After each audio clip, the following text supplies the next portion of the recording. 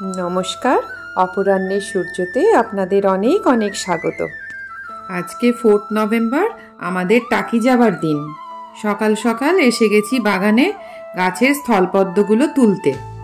দুর্গাপুজোর মহালয়া থেকেই জানেন তো এই গাছটা ফুলে ফুলে ভরে ওঠে। আগে তো ঠিক ছিল বাবার মন্দির হয়ে টাকি যাব, তাই ভেবেছিলাম বাড়ির থেকে এই পদ্মগুলো নিয়ে বাবাকে গিয়ে পুজো দেব। কিন্তু প্ল্যান চেঞ্জ হয়ে গেল। আপনারা তো আগের ব্লগে দেখেইছেন যে আমরা টাকি ঘুরতে গেলাম আর পরের দিন চাকলা ধামে লোকনাথ বাবার পুজো দিয়ে বাড়ি ফিরবো, সেটাও আপনাদের জানালাম। তো বাবার কাছে পদ্মগুলো আর নিয়ে যাওয়া হলো না। একটু মন খারাপ হলো, কিন্তু কি আর করা যাবে। তাই ভাবলাম ব্লগ যখন বানাবো তখন চাকলা ধামের ভিডিওগুলোর সাথে এই স্থলপদ্মের ভিডিওগুলো জুড়ে দেব। তাহলেই পদ্ম আর লোকনাথ বাবা একসাথে থাকবে আমার ব্লগের কন্টেন্টের মধ্যে। মানে গাছের ফুল বাবার চরণে দিতে পারলাম না, তো তাই এভাবে দুধের স্বাদ ঘোলেই মেটালাম। আর কি করা যাবে বলুন। দেখুন আজ গাছে কত ফুল ফুটেছে। আমার এই অপরাহ্নের সূর্য পরিবারে সকল ছোট বড় বন্ধুদের জানাই আমার অনেক ভালোবাসা। এই 3 মাসের পরিবারে হয়তো কিছু জনকে চিনি, বাকিদের তো দেখিনি কখনো। তবুও আপনারা আমার সাথে আছেন, তাই মন থেকে জানাই আপনাদের অনেক অনেক শুভকামনা। আর যারা লাইক, কমেন্ট, সাবস্ক্রাইব করে আমার পাশে আছেন তাদের অনেক অনেক ধন্যবাদ আমাকে এতটা এনকারেজ করার জন্য। আর যারা ভিডিওটা দেখছেন অথচ সাবস্ক্রাইব, লাইক, কমেন্ট করতে ভুলে যাচ্ছেন, তারা কিন্তু তাড়াতাড়ি এগুলো করে ফেলুন। আমি কিন্তু আপনাদেরকেও এই পরিবারের বন্ধু হিসাবে পেতে চাই। যাই হোক, আজ দেখুন আমার ঠাকুরের সিংহাসন কেমন সাজিয়েছি। আজ সকাল 8টা মতো বাজে। এই সময় আমি স্নান করে পুজো দিয়ে নিলাম। এরপর রেডি হয়ে বেরিয়ে পড়ব। চা খেয়েই বেরিয়ে পড়ব, কারণ রাস্তায় কিছু খেয়ে নেব। এত সকাল সকাল না খাওয়ার কোনো অভ্যেস নেই। রোজই না গাছের নানা রকম ফুল দিয়ে আমি এই ঠাকুরের সিংহাসন সাজাই, কিন্তু রোজ তো আর ভিডিও করে ওঠা হয় না। আজকে এই পদ্ম ফুলগুলোর জন্যই ভিডিওটা করলাম। চলুন তাড়াতাড়ি রেডি হয়ে নিই। এরপর টাকি তো ঘোরা হয়ে গেল, আপনারা আগের ব্লগে সেগুলো দেখেও ফেললেন।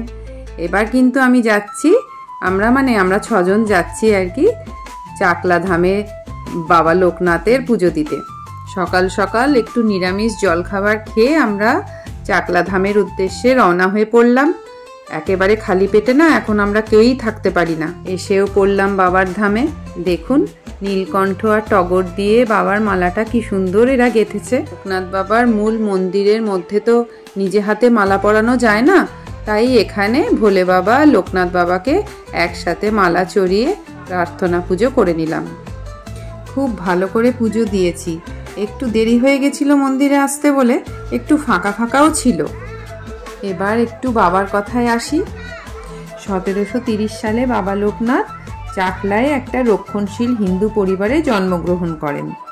তার বাবা শ্রী রামনারায়ণ ঘোষাল খুব ধার্মিক লোক ছিলেন, আর তিনি তার পুত্রকে ঈশ্বরের পথে উৎসর্গ করতে চেয়েছিলেন। প্রথম দিকে তার মা রাজি হলেও পরে ওনার সাথে একমত হননি। মায়ের মন তো একেই বলে বলুন। তার জন্মস্থান নিয়ে না অনেক বিতর্ক শোনা যায়।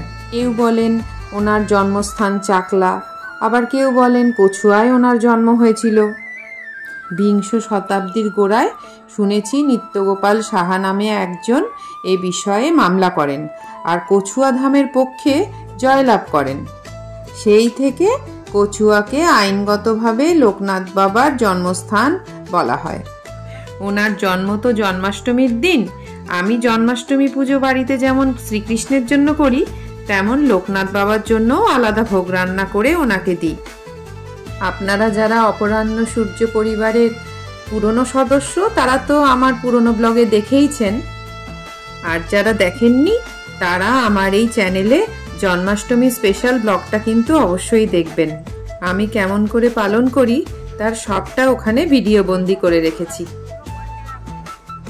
বাবার পুজোর ভোগের প্রধান উপকরণই হলো কিন্তু মিছরি, আর ওনার প্রিয় ফুলের রং হলো নীল আর সাদা। এছাড়াও উনি লাল গোলাপ আর পদ্মও খুব পছন্দ করেন।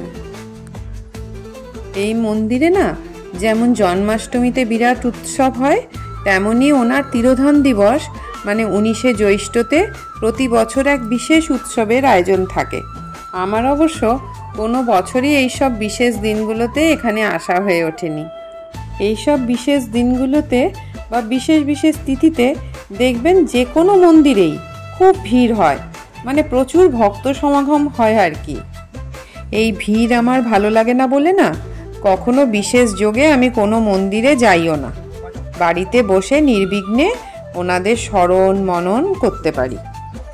আমাদের যেখানে বাড়ি না তার সামনেই তেঘরিয়াতে লোকনাথ বাবার একটা বড় মন্দির আছে। কখনো যদি ওখানে যাই সেটা আপনাদের অবশ্যই পরের ব্লগে দেখাবো। এই মন্দিরের পাশেই যে বিল্ডিংটা, সেখানে ভোগ খাওয়ানো হয়। আমরা ভোগ খাবো বলেই অপেক্ষা করছিলাম। 2 রকম ভোগ আছে, একটা 40 টাকার আর একটা 80 টাকা। 40 টাকারটায় খিচুড়ি, কুমড়োর তরকারি, চাটনি, পায়েস, আর 80 টাকারটায় এগুলোই থাকে, আর তার সাথে পোলাও আর পনির আলু সোয়াবিনের তরকারি। কোথায় বসবো?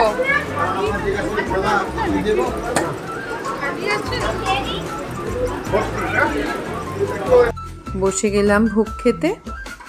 ভোগ খেয়েই বাড়ির পথে রওনা হয়ে গেছিলাম। কালী পুজো চলে গেলেও এখনো দেখুন কি সুন্দর আলোকময় দৃশ্য।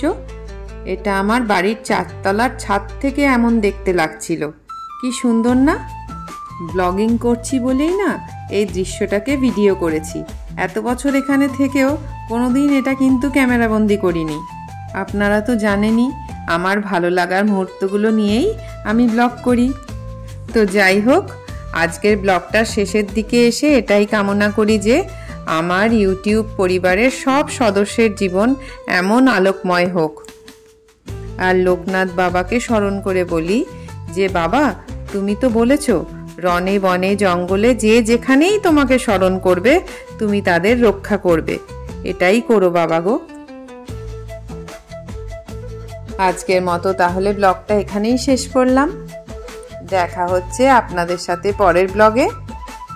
আপনারা সবাই খুব ভালো থাকবেন আর সকলকে খুব ভালো রাখবেন।